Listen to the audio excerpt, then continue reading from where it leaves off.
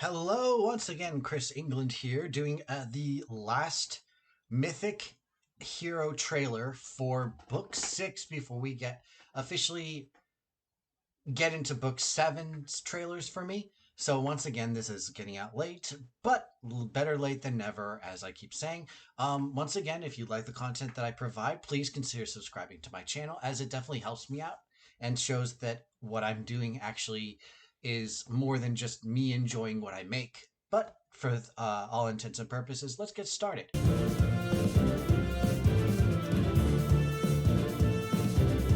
as with the usual last chapter mythics, we have both a legendary and a mythic. Starting with our legendary, the Princess Rising.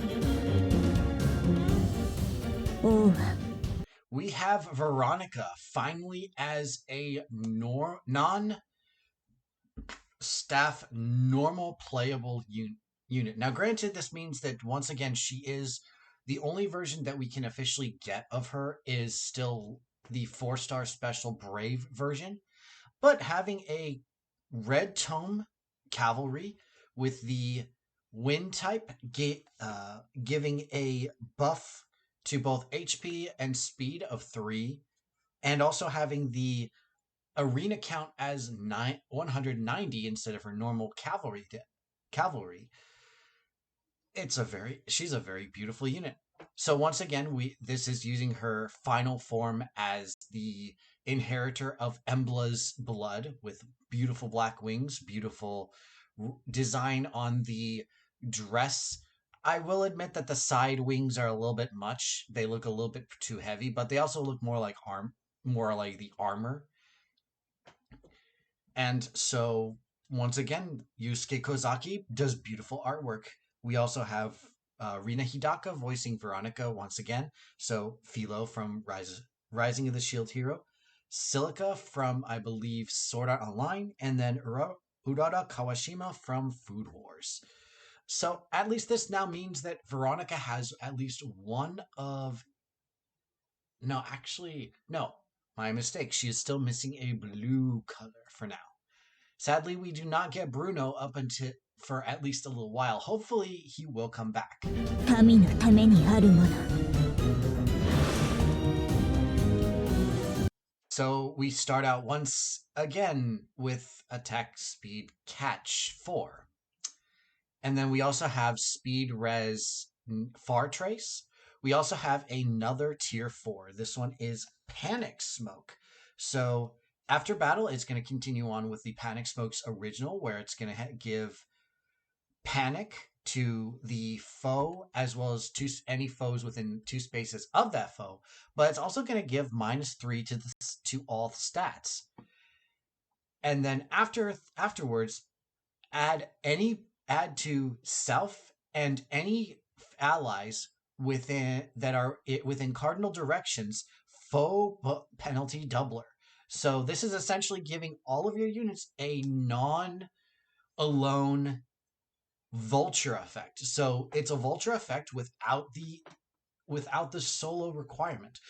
This is actually very beautiful, since this could also mean that any unit that has a vulture weapon will actually be adding on even more penalties. And this also is the case where in a lot of the vulture weapons currently only decrease 2 stats. This one hits all 4. We also have the enclosure skill. So boost damage by 25% of units attack. And then when this special activates, any non-special skills that reduce damage are nullified. And then it also has a self tempo. So this is any effects that would negatively impact Veronica's cooldown count are nullified as well. Now, the odd thing is that this isn't a Dragonic or a Dragon Fang evolution. This is instead a retribution evolution, which means that instead of having something it's kind of like blue flame from what I can think of. It's not it changes the effect somewhat. Now, this is one of those cases where it changes the effect very dramatically. And then we also have the Enclosing Dark. So, of course, we have the cooldown count -1. So that changes the enclosure from a 2 to a 1 count. And then if she initiates battle or it has no allies adjacent to her, during combat, she gains attack speed +6, and the opponent and her follow-up cannot be nullified. So, or more specifically, any effects that deny her follow-ups are nullified.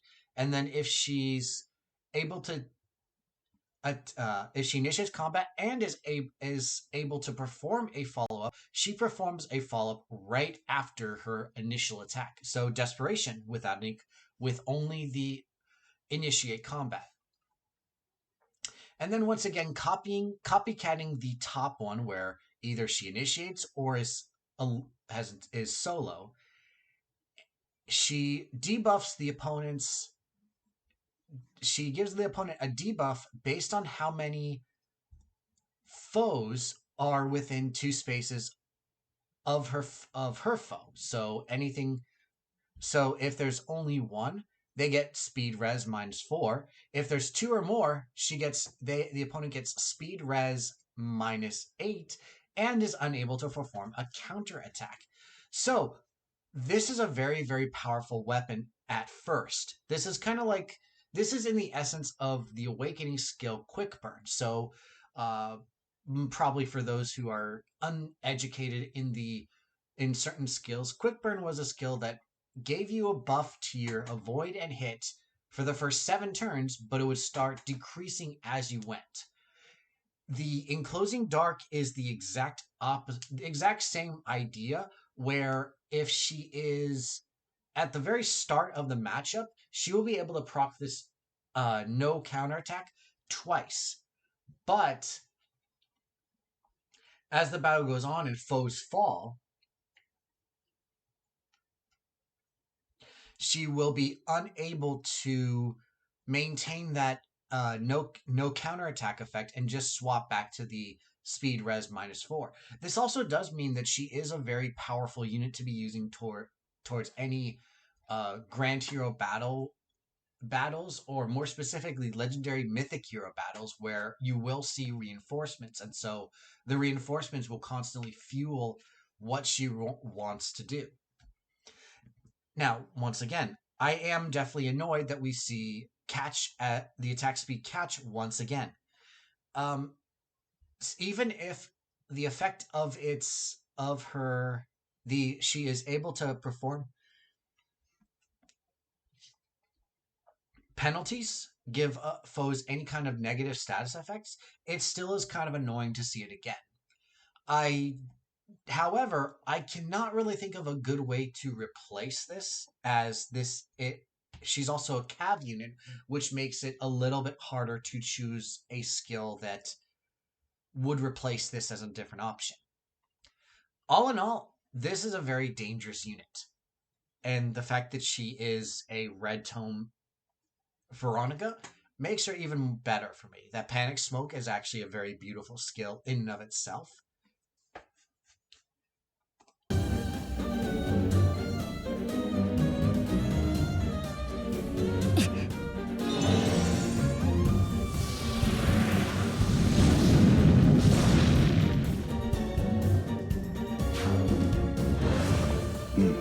She also has the double ability. そうか。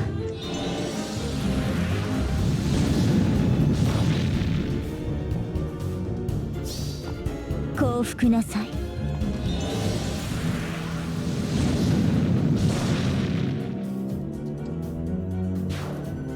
Now that our legendary is done, on to our 昔 mythic. は人間たちも私を慕ってくれた。だから。We have the God of Closure Embla. So this is a defensive dark mythic as a red beast flyer. Once again, drawn by Yusuke Kozaki. We've seen her enough times in the actual story. It's the same exact artwork. There's nothing I can really add to her image. I will say, so we do also get her voice actress, so Sakura Tange. So one of the best roles that I can actively think of for Embla as in the Japanese dub is going to be Nero Claudius from the Fate series, Fate Extra C, Triple C, and Fate Grand Order. She also does Jack the Ripper from Fate Grand Order. And kind of pairing very well with Veronica, she is Fitoria from Rising of the Shield Hero. So the god, Fitoria, the inheritor, Philo. We also have Cardinal from Sword Art Online Alicization and Cagliostro from Grand Blue Fantasy. 私は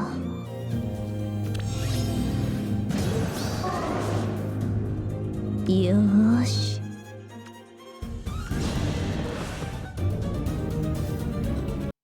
And once again, we are offered something very interesting in her kit. We don't get a specific special except Dragonic Aura and our second coming of Attack Speed Clash 4. But we do get a brand new B skill. And what this looks like is a very specific one. This is, I believe it was Beast Follow Up, but it removes the condition of to transform off of her. And if she has at least 1 point, if she has higher speed than her foe, her follow up cannot be nullified by an effect. So we finally get a beast specific skill. In this case, something that removes the transformation requirement. It's been so far. This is the only unit type that has not personally received a specific skill. I think tomes might have something, but I don't think. I know that tomes have been like lance, axe, and sword have been given some very specific stuff along with beasts, but this is the first beast specific. And I think the probable gem of her kit would be her C skill. So let's start with her weapon, the Enclosing Claw.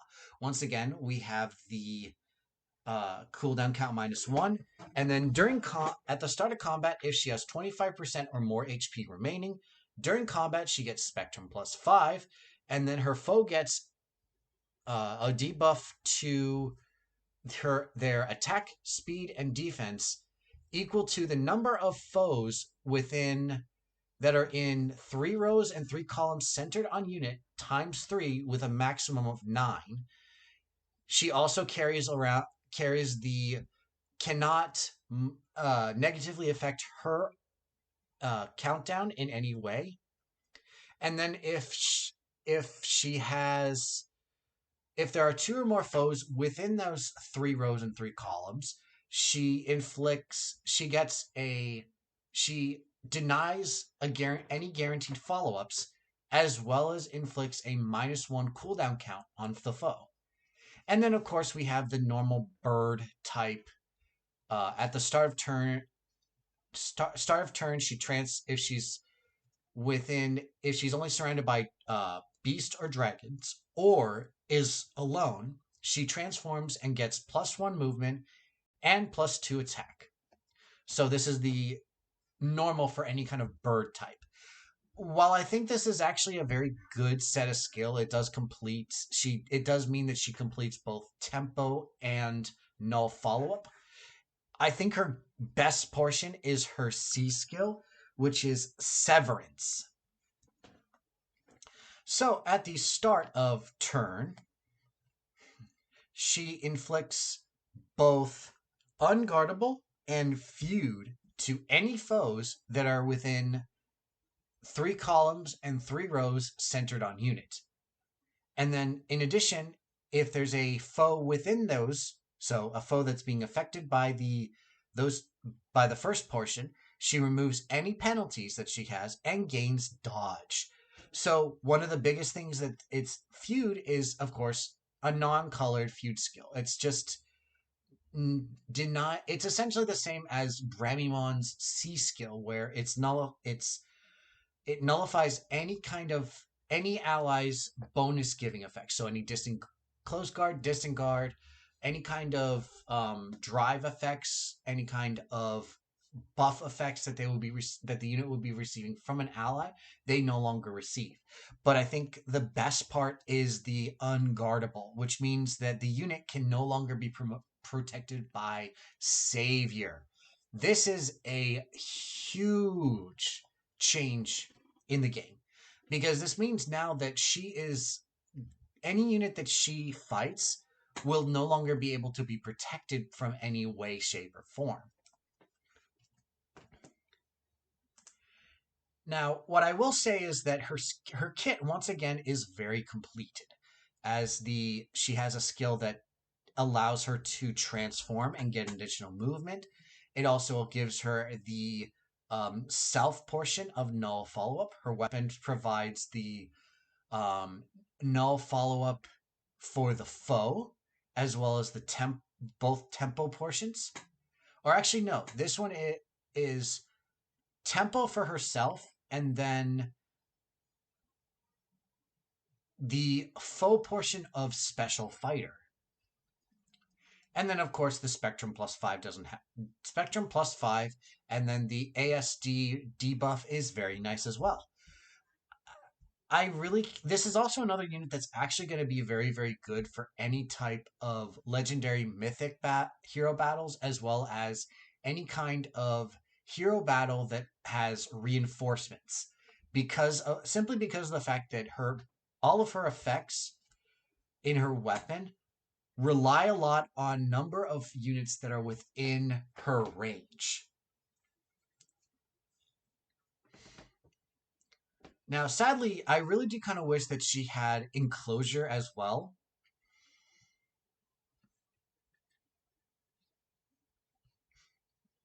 But that might have made her a little bit too broken.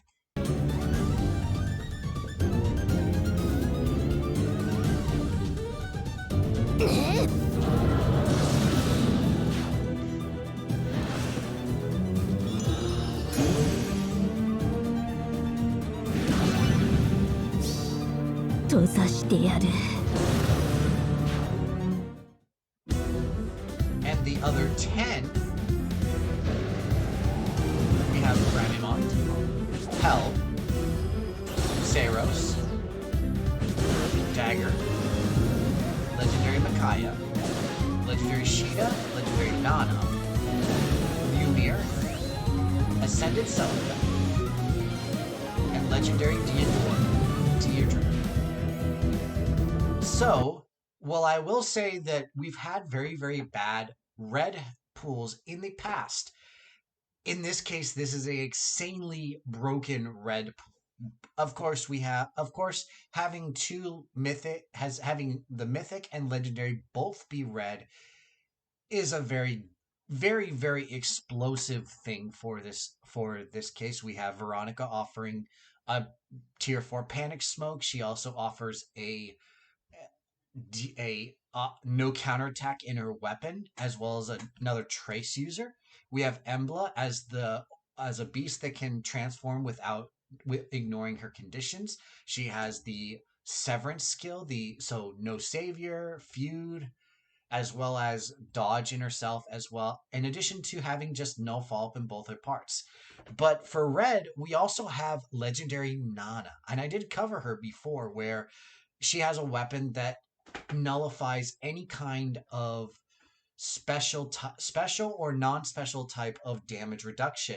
In addition, having the same kind of she's essentially the sword version of what Veronica is offering, where both both of them have desperation in their kits. Although with Nana, it's included in her B skill. With Veronica, it's included in her weapon. And then I think now, granted, she is one of the users of attack speed push 4, but realistically, we can't do much outside of that, just because the easiest way is just to replace her. Blue is the next highest value for this banner, because once again, there are only limited. We have Saros. Not really much to say about her, just the fact that she buffs mythics as a mythic buff unit for her C skill. She has Dragon Wall and Mirror Impact, and then her weapon offers a guaranteed follow-up. We also have Shida. So Vantage built into her B skill, a armor and cavalry killer, so she does well against Veronica. She has distant storm, so a distant counter based attack buff, and then just range. So she's a very good basic unit. And then of course we have Deirdre. So a once per map miracle skill built into a 1cc offensive special. We have the first user of Stillwater as well as a tempo user. She has Menace, and then she also has a weapon that is essentially built to deal with dragons. As for the next set, this is a little bit more of a toss up because both green and colorless are very very um oddly built. I'll start with green. I think colorless has a little bit more value to newer players. While Bramimond is not very, very good anymore, he does offer some kind of um, he is very good against high stat units, which is getting more and more common. That's what his tome offers. His C skill is a blanket feud for just saying no ally buffs. But he hasn't aged well.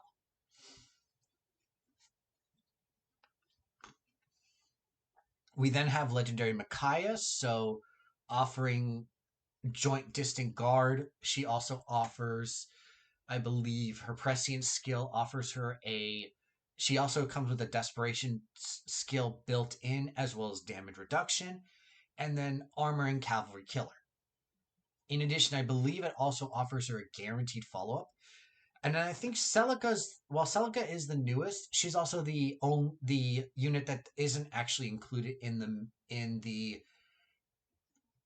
legendary pool specifically. So, but she does come with Life and Death 4. She has the Soul of Sophia giving her desperation. She has the infantry null follow up, and then their weapon with a built-in miracle.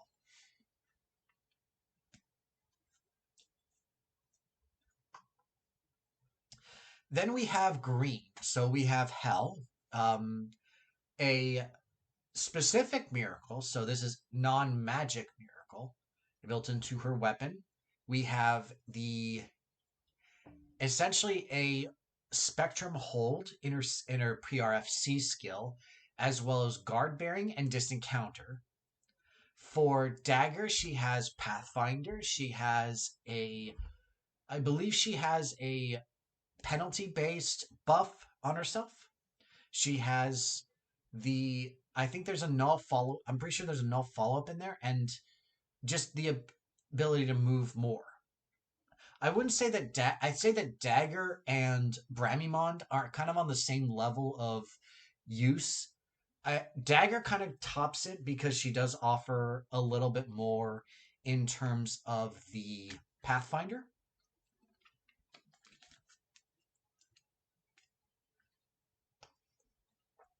And then we have Ymir, where she offers a blanket uh, high HP miracle. She offers a trace. She has a unity skill, and then her weapon also gives a heal when she rallies, as well as a penalty remover. Honestly, I think that this is actually one of the really good banners where none of the colors are technically negatives. Of course, red is on the top of the list with Nana, Veronica, and Embla. All three of them are broken units. I wouldn't say that they're fully the most broken because Nana does require a little bit of tweaking in order to make her much more dangerous. Um, After that, I think blue. Once again, I think blue is the next one, since once again all of them are legendary or mythic. So we have Saros, Shida, and Deirdre. As for blue, as for the green and colorless, I'd say that's a toss up between which one you think is more worthwhile. Um, all three of the colorless offer something, with Celica only offering it if you haven't pulled her before, and then two mythics in the green pool. I'd say for beginners, definitely pulling on colorless stones would be very useful. once again, Bramimond is probably the dud out of everything here, just because he's a very old unit. I'd say that the next stud up would probably be Hell, just because even though she has distant counter and guard bearing, it is very very hard to work with what she offers in terms of more value. Now, I would be very interested in seeing Ganglot add to her, but I'd say that's about it. And then we also have the Spark Lock behind Fate Pass as well as a Stone. Um, I would definitely say that this is very well worth doing the Spark for if you have the option. I'd say if in terms of the Spark, both Embla and Veronica are very high in terms of priority. I'd say that Embla might be a little bit higher just for that Severance skill. The second one would be Veronica. Um, I'd say that the absolute lowest would be Ymir, Bramimond, and Celica. Now, granted, if you're like me and you like the getting units to fill up the appendix, you can go ahead and fill in with Bramimond. You can fill in with Hell, Dagger. But again, I'd say that the top two are going to always be Embla first, Veronica second, and then kind of a tie for me between Deirdre and Nana. Deirdre Deirdre probably would be a little bit more interesting just because she's a blue tome and that's also but and also just because I don't want to give Red the entire credit. I would put them on a very close tie. Anyways, that's it for my opinion on Veronica and Embla Legendary Mythic banner. If you once again, if you like what I do and want to see me keep doing it, subscribe, leave any comments you want to for questions. I also welcome constructive criticism for my videos. I do know that my setup is not necessarily the most ideal setup, but I am more than willing to listen to specific suggestions. If you have specific anything to suggest for a new camera, new microphone, please let me know. But anyways, that's it for this video. I will see you in the next, and have a nice day.